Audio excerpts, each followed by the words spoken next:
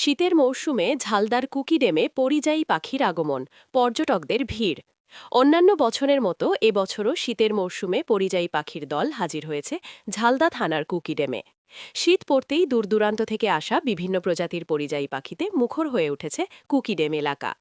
পাখিদের কলরবে একদিকে যেমন প্রকৃতির সৌন্দর্য বেড়েছে, তেমনি তা দেখতে ভিড় জমাচ্ছেন স্থানীয় মানুষজনের পাশাপাশি পর্যটকরাও।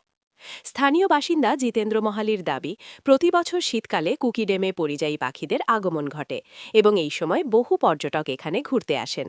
তবে তিনি আক্ষেপের সুরে জানান, গত কয়েক বছর ধরে আগের মতো বিপুল সংখ্যায় পরিযায়ী পাখির দেখা মিলছে না।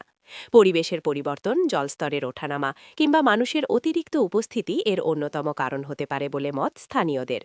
তবুও শীতের সকালে কুকি ড্যামে পরিযায়ী পাখির উপস্থিতি প্রকৃতিপ্রেমীদের কাছে বিশেষ আকর্ষণ হয়ে উঠেছে। সব পরিযায়ী পাখি ওঠে।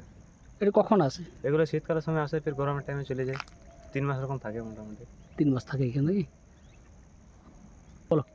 হয়, আগে এর থেকেও বেশি আসতো এবং এই জন্য ওখানে অনেক পর্যটকরা আসতো আর কি। এখনও আসে, এরকম ঠান্ডার সময় আসে, ফির চলে যায়, শীতকাল থেকে থাকে।